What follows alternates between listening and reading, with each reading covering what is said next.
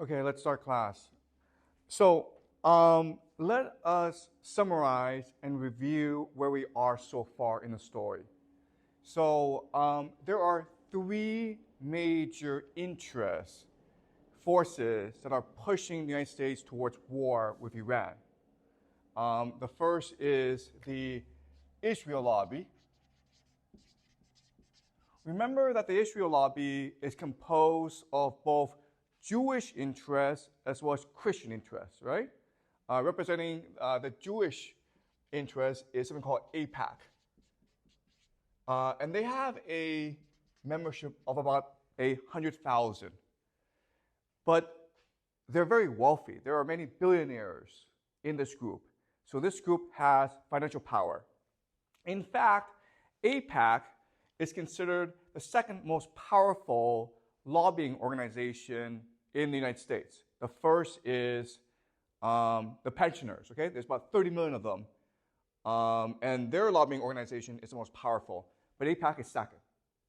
But also in the Israel lobby are the Christian Zionists, right? So for example, the organization Christians United for Israel has 7 million people in its membership.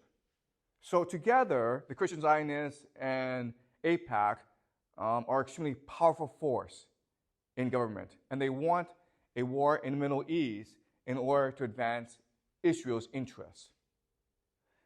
Also remember that America is now addicted to empire because empire represents easy money. All money has to be channeled through the US. And so there are many people in the US who just basically make their money by speculating on money, okay? So for example, Wall Street. And that has made Wall Street extremely powerful right now in US politics. And the third force is Saudi Arabia. Remember that in our discussion of Saudi Arabia, we learned that the major conflict in the Middle East is actually not between Israel and Iran, but between Saudi Arabia and Iran.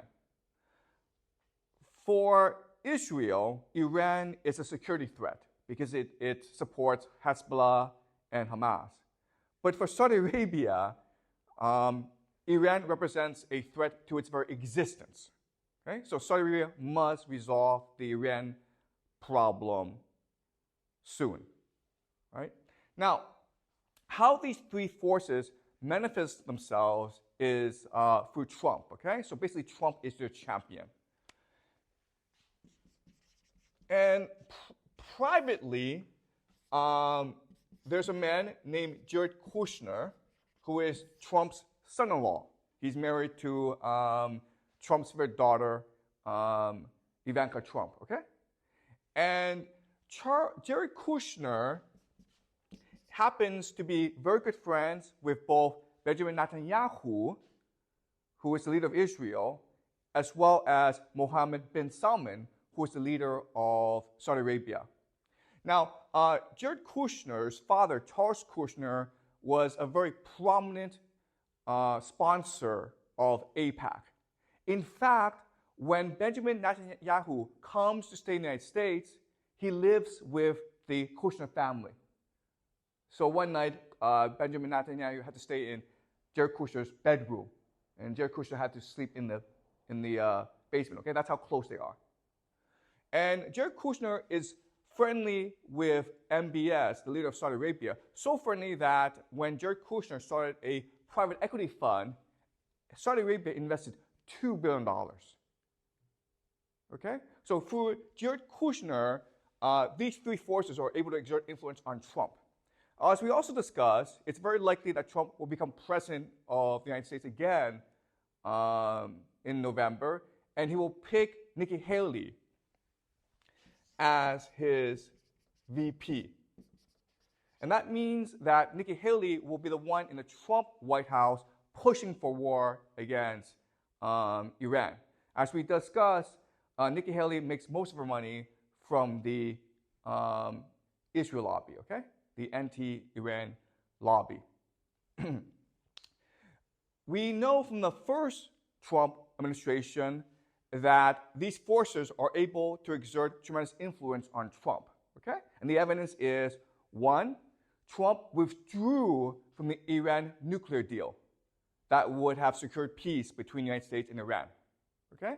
Trump moved the United States Embassy from Tel Aviv to Jerusalem in Israel, which was a major, which caused major friction in the Middle East. Okay?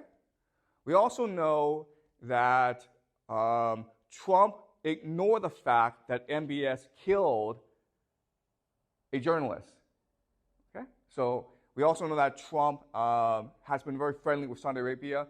We also know that Trump sponsored the Abraham Accords, which is trying to bring peace between Israel and other Arab countries and unite them against Iran. Okay?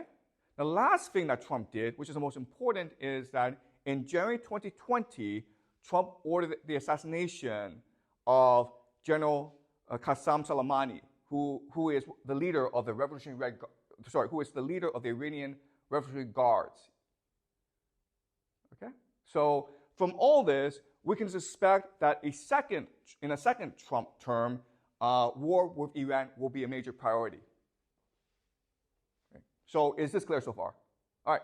Now, we also discussed that, okay, even though there are these forces that want war with Iran, ultimately it is the U.S. military that must implement this war.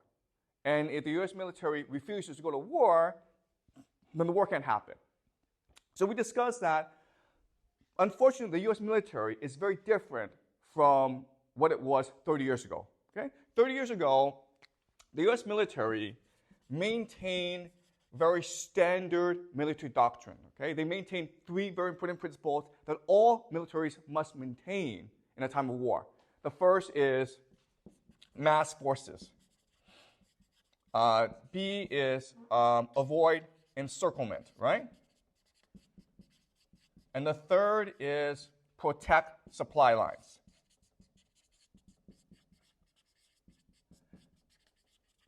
Now, the important idea is that when you fight a war like this, okay, which is traditional warfare, you must have the consent of the public, okay? Because it is the public that sends soldiers, that provides money, that gives you political support. But in 2003, the U.S. military changed its military doctrine to one of shock and awe.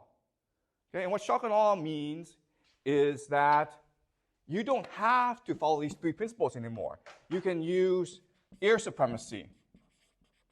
You also have technological omniscience.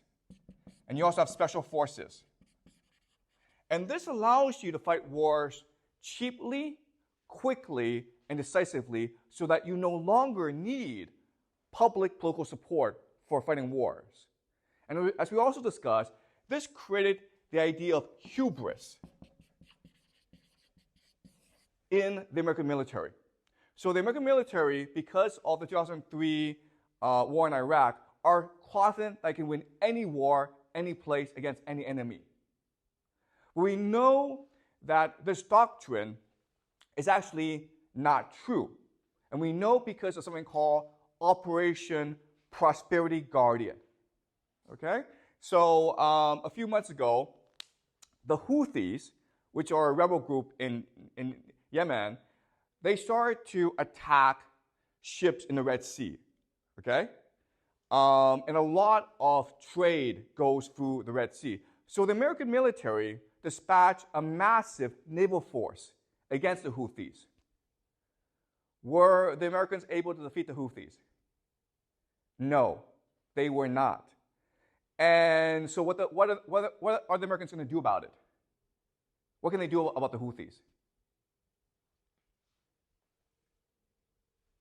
What's the solution to this problem? You have these pirates, the Houthis, going around and attacking these ships, which is affecting international commerce. And that's why inflation is such a huge problem right now in the world. So what's the American military going to do about this? What can they do about this? The answer is nothing. Okay? The American military has no solution. Why? Because they don't have the forces necessary in order to undertake an operation against the Houthis. They have special forces, they have air supremacy, and they have technological omniscience, satellites, but they don't have infantry. They don't have lots and lots of ships. Therefore, they cannot stop the Houthis. Okay? And what's really important is that Joe Biden has come out and said that, yes, we know we are losing the war in the Red Sea, and yes, we know that we cannot stop the Houthis, but we are going to continue on this path. Okay? Does that make sense? This is the idea of hubris. Not knowing your limitations. And when you are faced with your limitations, you refuse to accept your limitations. Okay? And that's why when the US military is given the order to invade Iran, they'll probably go along with it because they cannot imagine the possibility that they could be defeated in Iran. Okay? And then you have the Iran Revolutionary Corps, okay? The Revolutionary Guard. And as we discussed last class, they want war with the United States because they're very angry about U.S. interference in Iran, right? So during the Shah regime, which was a brutal police state from 1953 until 1979, the Americans were the ones who were backing this police state. So there are many who are angry about this. They're also angry about the fact that the U.S. continues to protect Israel and Saudi Arabia. Okay? And they're also angry about the fact that Trump killed General Soleimani. Okay? And as we discussed, it's possible that the Revolutionary Guard Corps killed last week the president of Iran, Ibrahim Raisi, because he was preventing war. Okay? So they want war with the United States. So you see the map, right? You see the logic of this, where there are powerful forces in the United States pushing the United States towards war. You have Trump, who has basically agreed in his first term to raise or increase escalation with Iran. Within the Trump White House, there'll be Jared Kushner and Nikki Haley to push this war, both privately and publicly. The U.S. military has so much hubris that they think they can win this war, and Iran wants to provoke the United States into invading it. Okay? And the United States and Iran can have many, so Iran has many strategies in order to provoke the United States into war. Okay? Basically, the United States is looking for a reason, and Iran wants to give them a reason. And that's why I think war between the United States and Iran is very likely in the next 2 to 4 years. Okay, any questions so far? Are we clear about where we are so far before I move on? Any questions? Okay, so now let's talk about the actual war. So here, most of this is speculation, okay? But I'm using speculation in order to help us better understand what a war would look like, okay? So let's pretend that it's March 2027, okay? And Trump goes on TV. He announces Operation Iranian Freedom, a full-scale U.S. invasion of Iran, along with Israel, Saudi Arabia as its main partners, but the United Kingdom, UK, will be involved. Australia will be involved. UAE will be involved. Poland will be involved. Okay, so you have many countries attacking Iran together. And Trump goes on TV and explains to the American public why the United States is fighting this war. Okay, and this is what Trump says. First, he says that for the past year, there have been violent protests in Iran. You have religious protests, you have political protests, you have ethnic protests. The Iranian people are sick of the Ayatollah. They are sick of the dictatorship. They want democracy. They want freedom. And in response, the Revolutionary Guard are killing thousands of protesters. Iran is on the brink of civil war. Therefore, the United States has an obligation to protect the people of Iran.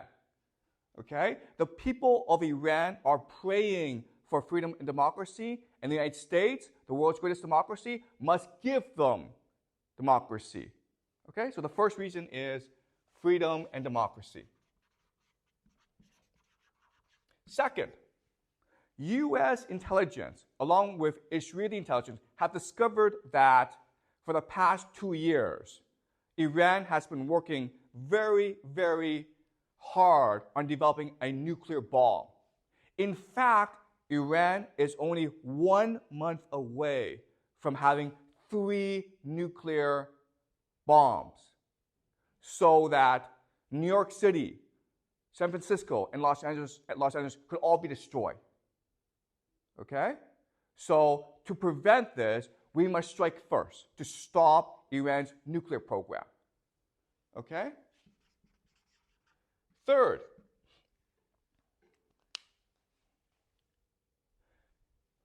Iranian proxies, the Houthis, Hezbollah, many groups, have been disrupting shipping in the Middle East, in both the Red Sea and the Strait of Hormuz. 40% of the world's oil passes through that region, mainly to East Asia, China, Japan, South Korea. Our global prosperity is at stake. We must go to war to protect these shipping lanes and ensure that the oil goes to China, Japan, and South Korea so that they can continue their economic prosperity. So the United States, as the world hegemon, has a responsibility to protect global prosperity. Okay? 4, Iran has been launching attacks against our allies, Saudi Arabia and Israel. Hezbollah has been violently attacking Israel, killing dozens of Israelis, innocent Israelis. The Houthis have been attacking Saudi Arabia oil fields, damaging the economy. We have an obligation to protect our allies, our friends in the Middle East, okay? And the last reason is we know for a fact that the Iranian Revolutionary Guard Corps is a sponsor of terrorism. Last week, in a mall, there were gunmen who went and killed 107 people. Our intelligence says that it was most definitely an Iranian operation. Okay? So for these 5 reasons, we have decided to invade Iran. But don't worry, this invasion will be successful because we have a lot of allies. The UK, Israel, Saudi Arabia, all friends will be part of this operation. Our special forces are already in the country looking for their air bases and their missiles. We can knock them out at the beginning of the war. Also, we have been in contact with Iranian opposition groups. They want to overthrow the regime. And when we help them, they will install democracy in the country. Our American military is the greatest in the world. In 1991, our military defeated Saddam Hussein in 100 hours. In 2003, our military defeated Saddam Hussein in less than 3 weeks. To prove that we are the greatest in the world, we will defeat Iran in only 2 weeks. So do not worry. We will be strong in protecting democracy, freedom, and global prosperity. Okay? So that's what Donald Trump will say to the people of the United States. Okay? And of course, you're going to have large-scale protests throughout the country opposing this war. But most people in the country will support this war. Okay? All right. So after the speech, the operation is launched. And on TV, we'll watch this on TV and the internet together, on YouTube together, okay? And we'll be so impressed by the power of the US military. This is Iran. This is the Strait of Hormuz. Saudi Arabia. Israel is here. Red Sea is here. Iraq is here. Okay? So, in the Strait of Hormuz comes the USS Gerald R. Ford. It's a $13 billion super carrier. Okay? This thing is designed to destroy countries. It is now prowling the Strait of Hormuz to ensure that shipping is safe. America establishes air supremacy very quickly, okay? Meaning that it has complete control over the skies. Nothing can move in the skies without America detection, okay? And then a massive invasion force is sent to Iran in the south. 100,000 US troops land, maybe 200,000 Saudi Arabia troops land, okay? Maybe you have 300,000 to 500,000 troops in Iran. And they are about to strike Tehran in the north, okay? So in the south, the United States and its allies have established a foothold. They have a huge presence in the country, and they're about to attack Tehran, okay? All right. Do you understand what has happened? Okay. Now I want to ask you this question. At this point, I think the war has been decided. Who has won the war? America has established air supremacy. It controls the skies. U.S. Navy controls the seas. You have 100,000 U.S. troops in country ready to strike Tehran. The war has been decided. Who has won the war?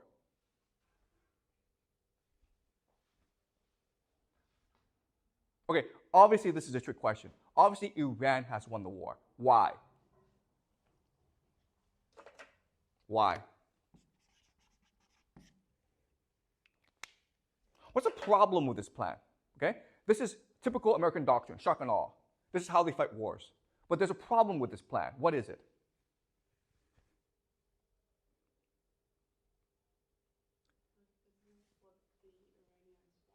Why would the Iranians want this?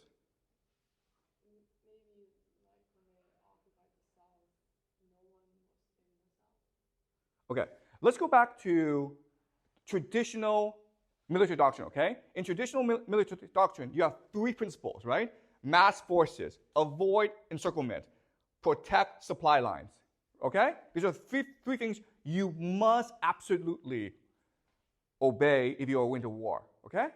So using traditional military doctrine, explain to me why the United States has lost the war right now. Exactly. First of all, they're encircled, okay? Do you know why? Because Iran are all mountains. It's a fortress, okay? Meaning that to get these troops into the country, you have to airdrop them, right? But guys, once you're in the country, you can't get them out of the country. You understand? Okay, so that's the first problem. They've been encircled, right? What's the second problem? They can't actually go north. Why not? Like it's too heavily defended because of all the mountains. That's right. And why else? And like it's very hard to move like tanks and equipment through mountains. Yeah, that's right, okay? So they failed to mass forces, okay? Iran is a population of 90 million people. You will need at least 3 to 4 million soldiers to even think about conquering the country. They've got 100,000 in this country, okay? And as Jack says, you can't move tanks through mountains. They're not designed for mountain warfare. What are you going to do? Okay? So they can't mass forces, and they've been encircled, and what else is a problem? And this is the biggest problem. Exactly. They cannot be resupplied, okay? They have no supply lines. For them to be resupplied, airplanes have to drop ammunition, food into the country. But again, Iran is all mountains. So it's very easy for Iranians to shoot down the airplanes. Does that make sense? When you pass through mountains, you can't see what's on the ground. A random guy with a rocket launcher can just shoot down the helicopter, okay? Which is what the Afghans did against the Soviets in the Afghanistan war. And that's why the Soviets lost the war. A drone can take down any airplanes, okay? So, in other words, these guys are trapped. You think they're soldiers, but they're not. What they really are hostages. Okay? Does that make sense? You have too many people in the country, so you can't get them out of the country, but you don't have enough people to actually launch a strike against Tehran. You can't resupply them.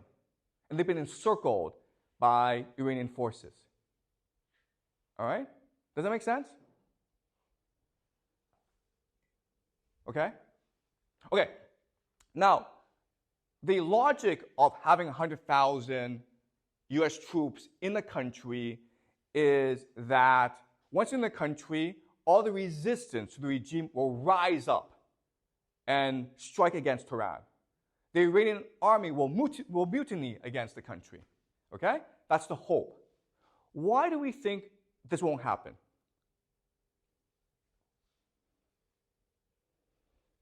Why won't the Iranians revolt against their government? Why don't they want to revolt? That's right. Okay, so Iranians hate Americans. Okay, remember that Iranians remember the Shah. From 1953 until 1979, the Shah, the American-supported Shah, was running a brutal police state. So brutal that everyone in Iran revolted against the regime. Okay, that's number one. Why else would the Iranians not support the Americans? Why? That's the first reason. Iran has a bad history with America. Why else?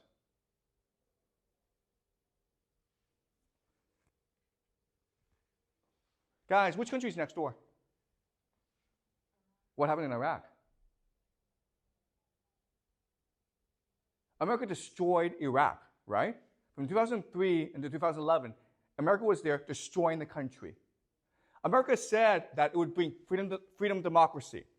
It would bring prosperity. It would bring wealth. But instead, it just destroyed the country. American soldiers were running into houses every night, pointing guns at children, destroying homes, and arresting men for no reason, okay? Iranians saw all this on TV. They heard about all this from neighbors, okay? So they know that if America comes, it's to destroy the country, not to bring freedom, democracy, not to bring prosperity, it's to destroy the country. That's why they're going to fight, okay? And another reason is that Iranians think that they belong to a great civilization. So they value their freedom and independence. Okay, does that make sense? They're not going to submit to a foreign conqueror. So, why else would the Iranians resist? Okay. Also, religion, right? The Iranians are religious. They believe that America is Satan, and they have a duty, a religious obligation to fight Satan, okay? So for many reasons, there's just no way that Iranian people are going to stand with America. You might have a minority, but most are going to resist, okay? Okay, so does that make sense? Okay, any questions so far?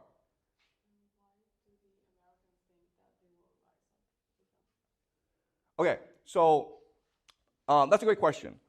Why would the Americans think that the Iranian people will rise up? And the answer is that they need to justify the invasion. Does that make sense? They have to have a logical explanation for why this invasion will succeed.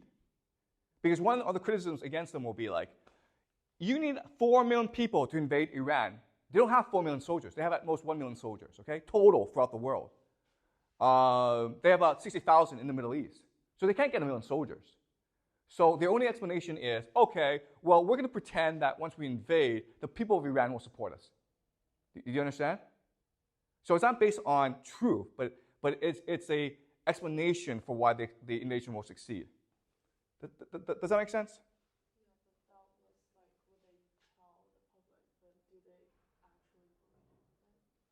Oh, that's a great question. Okay, so that's their propaganda. But do they actually believe this? And the answer is hubris, okay? They do believe this because they have hubris. And again, it's hard because we're not in their position. But once you're in that position where you have access to nuclear weapons, when you can kill anyone in the world, when you can see everything in the world, it makes you think you're God. Okay? And we remember, like last semester, we were reading the Greeks. And the Greeks believe the worst thing is hubris. Because it makes you think you're God. But you're not God. And you're going to get into a lot of trouble if you think you're God. Okay? Does that make sense? Okay. All right. Any more questions? And why do the US think that Iran will use their nuclear bomb if they create one? Because many countries have nuclear bombs. Okay. So, Trump says that Iran is 1 month from developing a nuclear bomb, right? America has been saying this for the past 10 years, okay? You just Google this, and America's like, oh, Iran is only 1 month away from a nuclear bomb. They've been saying this for the past 10 years. So do you understand? When Trump gives his speech, there's absolutely no evidence that any of this is true, okay? But this is how he'll explain the invasion, okay? All right? And chances are that even if Tehran possess a nuclear bomb, they won't use it. Why not?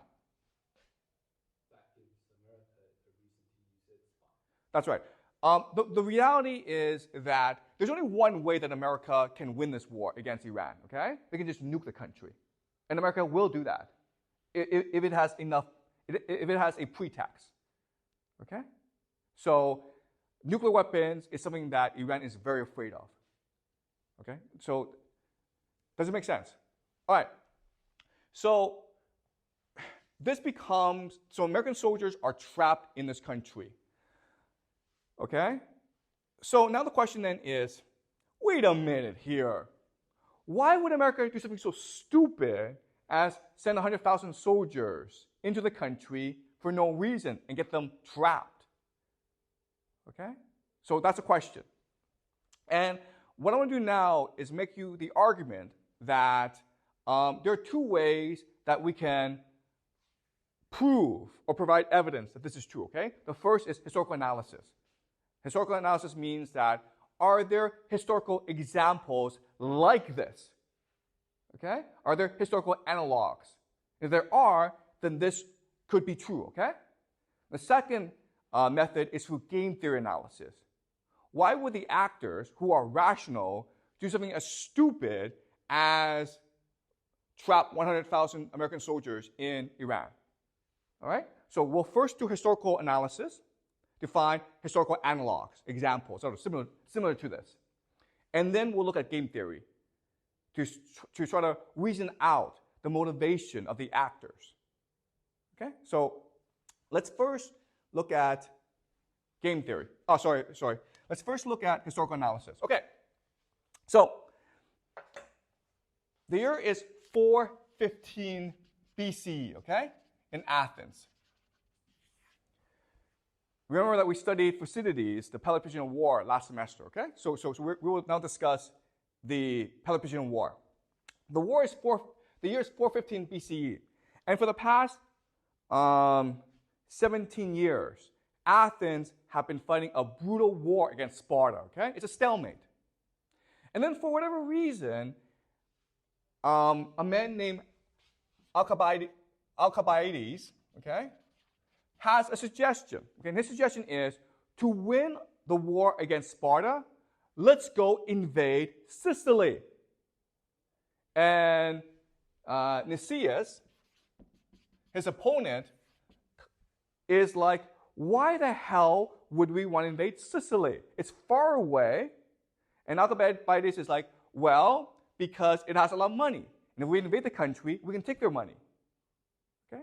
And it turned out, by making this argument, the people of Athens really support this argument. Okay? Because the reason why is war was costing them a lot of money. And they become addicted to the easy money of empire. Okay? So they wanted to fight this war. So Nicias has this great idea of how to convince people not to go to war.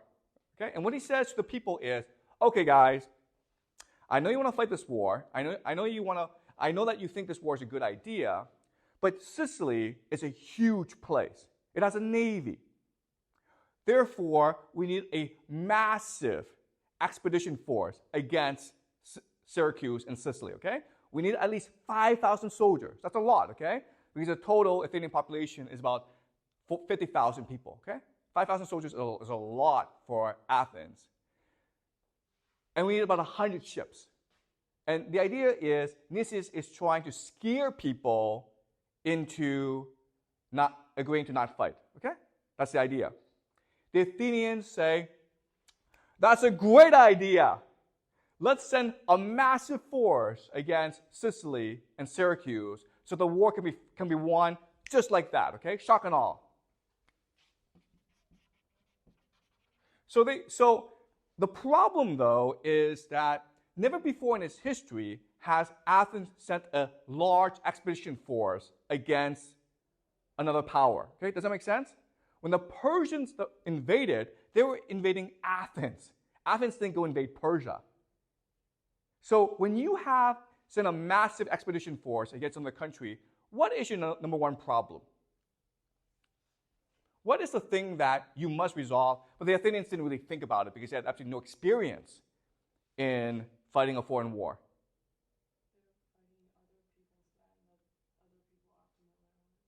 Okay, so the enemy knows the terrain better than you do, okay? But there's actually a much bigger problem than that.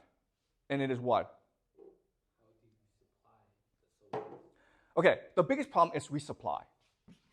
And this is something that the Athenians didn't think about because they never thought, they never fought a war like this before, okay? So they sent this huge expedition against Sicily.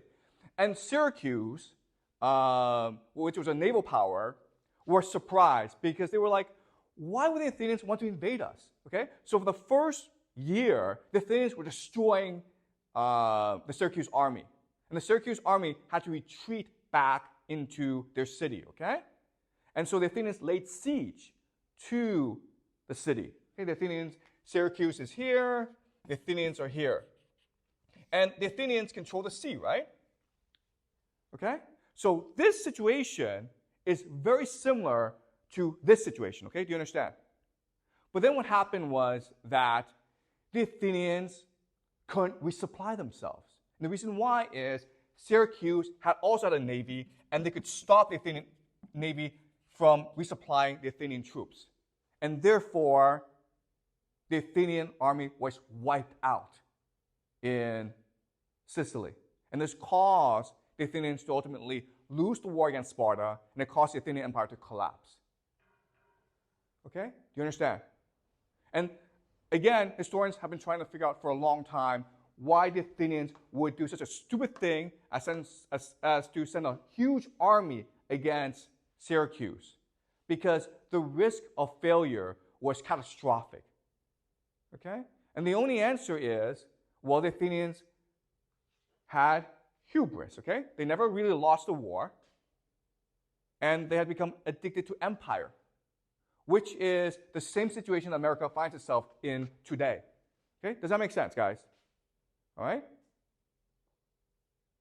So this has happened before in history, when the Athenians invaded Sicily and lost to Syracuse. Their entire army was wiped out in Syracuse, okay? Because they couldn't resupply their army.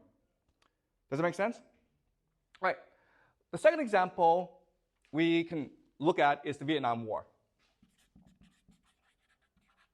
So in the beginning of 1960, okay, in the beginning of the decade, most Americans have never heard of a country called Vietnam. Okay? Most Americans didn't know what it was, didn't know where it was, okay? By the end of the decade, in 1969, 500,000 American soldiers were in the country, destroying everything, okay? But also getting destroyed themselves. 58,000 US soldiers died in Vietnam. So the question then is, how did this happen? Why would this happen? 1960, Vietnam was a distant country no one's ever heard of. By the end of the decade, 500,000 US soldiers were in country fighting this war against an enemy they really didn't know. Okay? In 1971, the Pentagon Papers came out. And the Pentagon Papers was a history of America's involvement in the Vietnam War dating back to the 1950s, okay? And it made 3 major points. The first point is that American leadership, military leadership, has been expanding the war in Vietnam without public knowledge, okay? This is what we call mission creep. So maybe at first they sent some observers to the country, then they sent some advisors, then trainers, then soldiers, okay? So mission creep. Slowly over time, things escalate. And you don't really understand why things escalate, but they do, okay? Second point is that American leadership, from very early on, knew the war was unwinnable. This was the greatest military in the world. They dropped more bombs in Vietnam in the 60s than all bombs were dropped in World War II, okay? And they could not win the war. And the reason why is, to win a war, you have to solve 3 problems, okay? Okay? The first problem is clear strategy, okay? What are you trying to accomplish in this country? What are your clear military objectives, okay? Second is, you must adapt to the battlefield, okay? Because all your best plans will change over the course of the battle, okay? So the adversary that is most willing to adapt to the battlefield will win, okay? The third thing is the will to fight. So if you want to look at a war and who's most likely to win the war, you ask these 3 questions. 1, does this guy have clear military objectives that everyone understands? Because that will determine strategy, okay?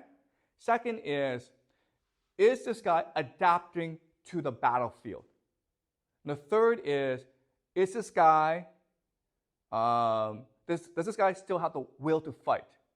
If the answer is yes to all 3 questions, then the person will most likely win the war. Okay, and if you look at the Vietnam War, even though America was killing a lot of people, it killed 3 million Vietnamese during the course of the war. It was not destroying the enemy's will to fight. In fact, it was making them angrier. And therefore, more people were willing to fight the Americans. Okay? So very early on, the American political leadership knew the war could not be won. So then the question then is, why did America stay in the war? And the answer is credibility. Okay? Credibility just means they didn't want to lose face. They didn't want to be laughed at by the Chinese and by the Soviets and by the Europeans, okay? But there's actually another way to understand credibility, and it's what we call the sunk cost fallacy. Okay? Have you guys heard of the sunk cost fallacy? Okay, and the idea is never ever go into a casino. The reason why is that when you go into a casino and you start losing money, at some point you cannot leave the casino. Why not? You feel like you've lost so much, so now you have to make it back. Exactly. You want to reclaim the money you've lost, okay?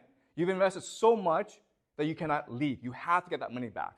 And that's the problem with war. Eventually, you've invested so much, you cannot leave the war. And that's what happened in Vietnam. America invested so much, it it didn't want to lead the war because it did not want to admit that all this has been lost. Okay, it's what we call the sunk cost fallacy. And that's why, even though America could not win the war, it still wanted to fight the war. Okay, does that make sense? Okay, so the Vietnam War is another example, okay, that is similar to this, where America invests enough soldiers that it refuses to lead the war and admit defeat, okay? Does it make sense, guys? All right. Now, let's look at one more example. And this is the most recent example, and it's the Russian-Ukraine war. Now, as you know, in February 2022, Putin ordered a special military operation against Ukraine. Okay? And this is Ukraine. And Russia attacked from three axes. Okay, the north to take Kiev, the capital. You have the east to take Donetsk. And then you have the south from Crimea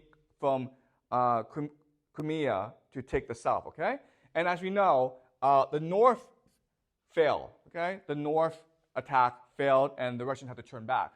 But the east and the south were successful. Okay? Now, let's think about this. You have an extremely powerful military attacking your country, the Ukraine. If you were the Ukrainian president, if you were the Ukrainian military, there's really only one way you can fight this war and win. And what is it? Using traditional military doctrine. How must you fight this war? You guys know? Let's go back to mass forces, avoid encirclement, protect supply lines. How must you fight this war? There's only one way you can fight this war. Excuse me? How do you disrupt supply lines? There's only one way you can fight this war and win. And what is it? The enemy is attacking you, right? So what must you do? Okay, the answer is you must retreat. Okay? Why? The enemy is attacking, right? So you pull back your forces. Why would you do that? What's the logic of that? Because then they have longer supply lines. Exactly, okay? It's that simple, okay? You want to overextend your enemy. Ukraine is a huge country, right? And Russia didn't send out that many soldiers, maybe 160,000. That's not that many soldiers. So if you just give them space, they're going to outrun the supply lines, okay? And then when they outrun the supply lines, you can encircle them and you can disrupt their supply. And that's the only way you can win the war, okay? What did the Ukrainians do instead? That's the only way to win this war. But what did the Ukrainians do instead, which made them lose the war? Yeah, so the Ukrainians refused to give up space, okay? They refused to give up land. They want to fight the Russians for every inch of territory. And eventually, because the Russians had more forces, mass forces, they were able to push through, okay? So that's the first major mistake that Ukraine made. But then last summer, Ukraine launched something called a counteroffensive, right? So once Russia was able to take space, because Russia is a land army, it started to develop fortifications, defenses, okay? Mainly artillery. And that 3 lines of defenses. And in the summer offensive, the Ukrainian military, for whatever reason, sent tens of thousands, hundreds of thousands of soldiers against this artillery, and the Russians blew everyone up, okay? Now, here's a question. Why are the Ukrainians doing this? They've lost the war now, right? They have no more soldiers. Right now, the average age of the Ukrainian army is it's over 40 years old. They have guys in their 60s and 70s fighting in the military. They don't have enough manpower. The war is lost. Why would the Ukrainians do this? First of all, why would they fight for every inch of territory? And why would they launch a counteroffensive against a superior enemy? What's the problem? Okay, the first is the president Zelensky, the guy's a TV actor, okay? Which means that he doesn't think strategy, he just thinks what looks good on TV.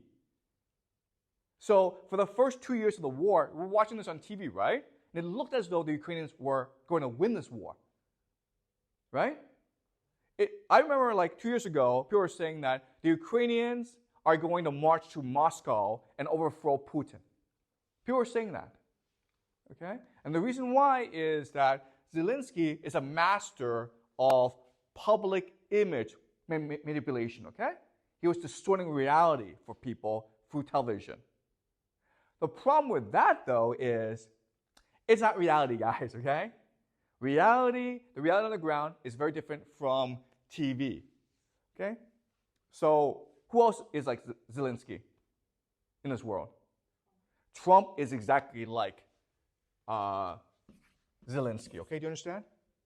Trump is also concerned about what looks good on TV. He's like, I must look strong.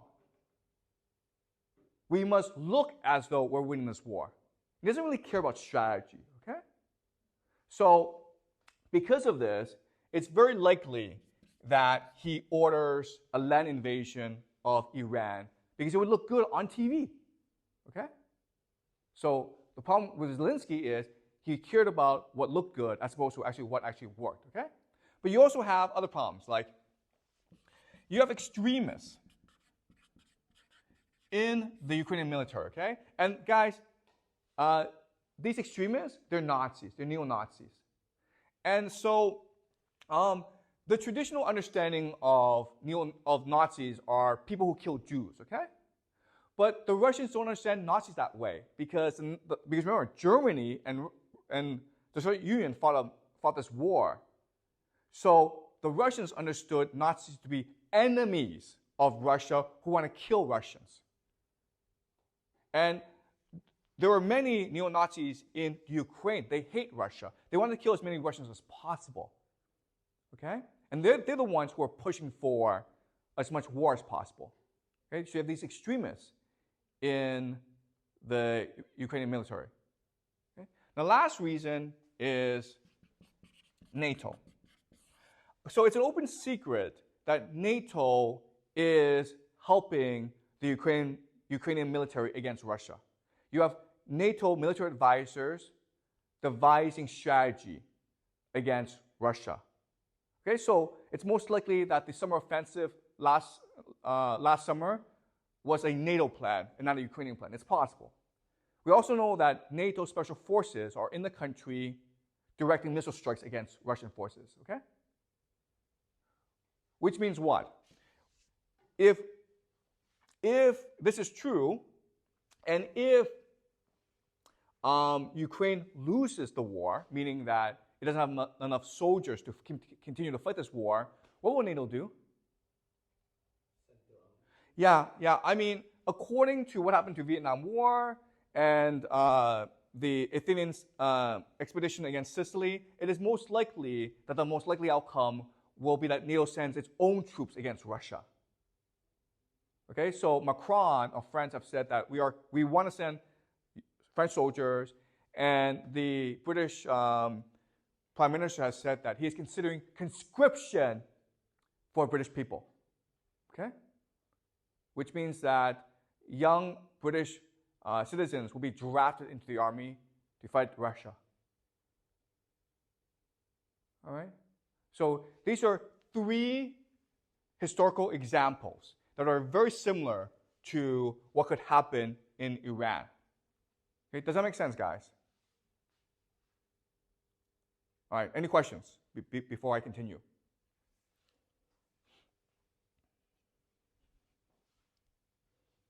All right, is this clear so far?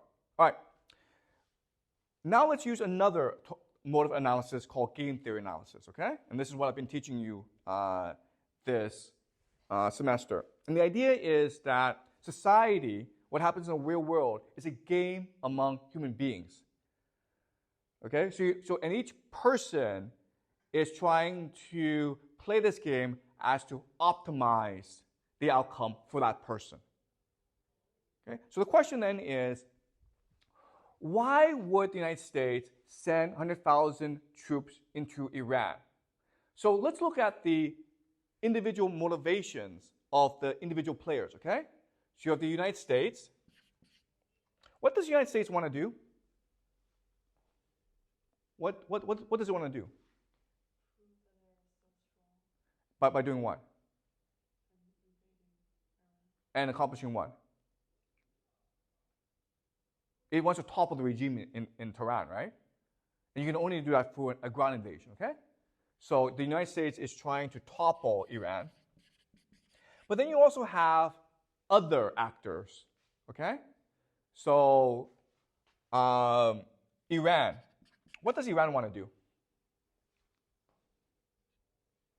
What does Iran want to do? Or basically the Revolutionary Guard Corps. What do they want to do?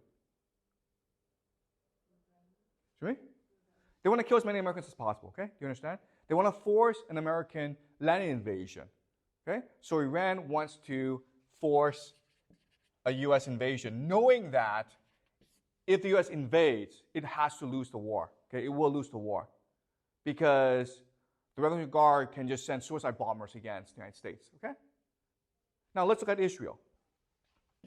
Okay? We know that the United States wants to topple Iran. We know that Iran wants to force a U.S. invasion to defeat the Americans, to humiliate the Americans, and exact revenge for what happened in the past. Okay? What does Israel want to do? What is Israel's optimal outcome? Do you guys know?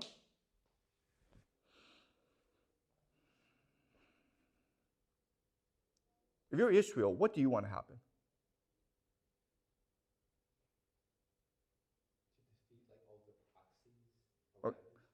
Okay, so you want Iran defeated, okay? And then what do you want to happen? You want Iran defeated, you want the proxies defeated, and then what do you want to happen?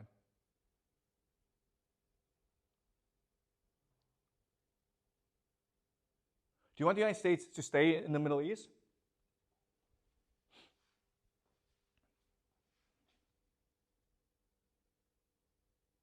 What happens if the United States and Iran both lose the war? I mean, Iran is destroyed as a country, the United States is destroyed as a military presence in the Middle East. What would happen?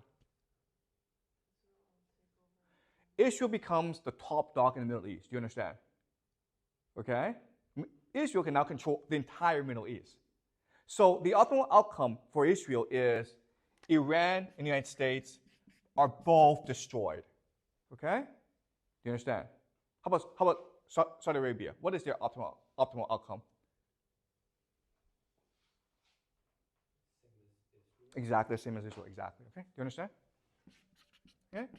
Which will leave the Middle East to Saudi Arabia and Israel, but Israel is a far superior military than Saudi Arabia. Okay? Remember, it's very easy to blow up Saudi Arabia. They have oil fields. Okay?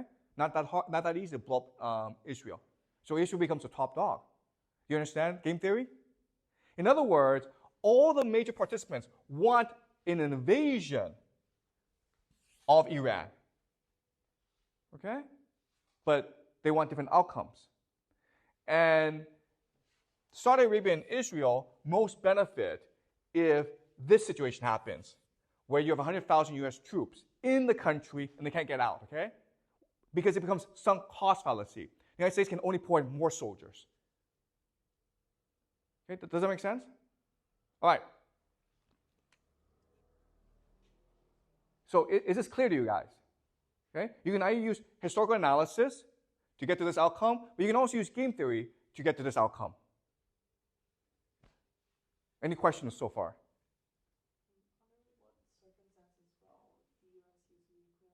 Okay, great, okay. So Celine asked the most pivotal question, okay? The United States has nuclear weapons, which is its ultimate trump card, right? So what Trump can say to Tehran is like, I have 100,000 troops in the country. You have to let them go, or I will nuke you. Okay? Do you understand? Trump can say that. Listen, I'm Trump. I'm Donald Trump. I need to look strong.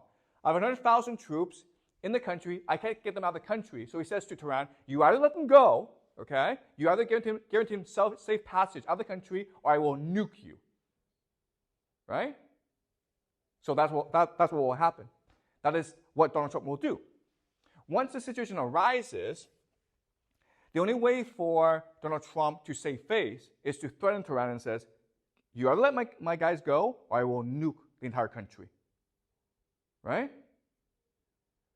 So, how does Tehran get out of this situation? How do the Iranians protect themselves against this possibility? Because you're absolutely right. This is exactly what will happen if this situation will arise. Trump will respond with nuclear weapons, or the threat of nuclear weapons. So what must the Iranians do to protect themselves against this possibility? Who can help the Iranians now? Russia. Okay, do you understand? So before this war happens, Iran and Russia must come to an agreement where Putin says from the onset, no one is allowed to use nuclear weapons. Okay? If Iran uses nuclear weapons, I will nuke Iran. If the United States uses nuclear weapons, I will nuke the United States. If Israel uses nuclear weapons, I will nuke Israel. Okay? If Putin says that, how will the world react? If Putin says this, you are not allowed to use nuclear weapons, how will the world react? He's a hero, right? He saved humanity. But because he says this, the United States is now trapped. Okay? You understand? And so this becomes a black hole for the United States, where they can only send in more troops. They can't get any troops out. They can only send in more troops. What's the problem with this? What's the problem with sending in more troops? No, there's actually a huge problem with this idea of sending in more troops. What is it? Okay, you can't, no one wants to go fight. You understand? The military cannot recruit soldiers. All right? But even if you did have enough troops, as Jack says, you can't resupply them. Why? Why can't you actually resupply your army? Why not?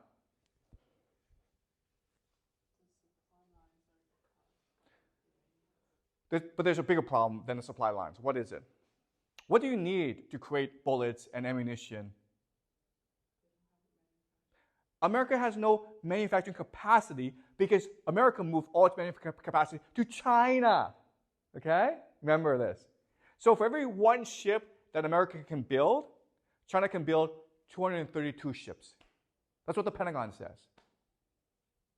Okay, do you understand?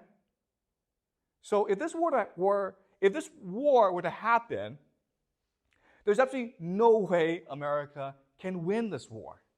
It's just completely trapped inside Iran.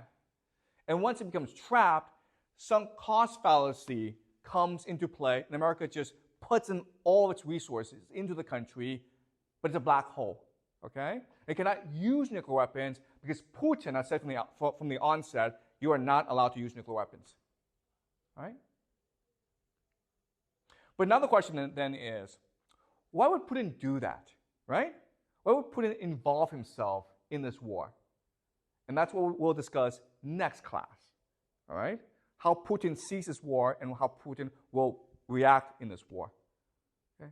But before we end, are there any questions about any of this? Does this make sense to you guys? Is this clear? Any questions? Is it possible for the United States to invade Iran to Iraq? Have they sent an army to? Oh, that's a great question. Yeah.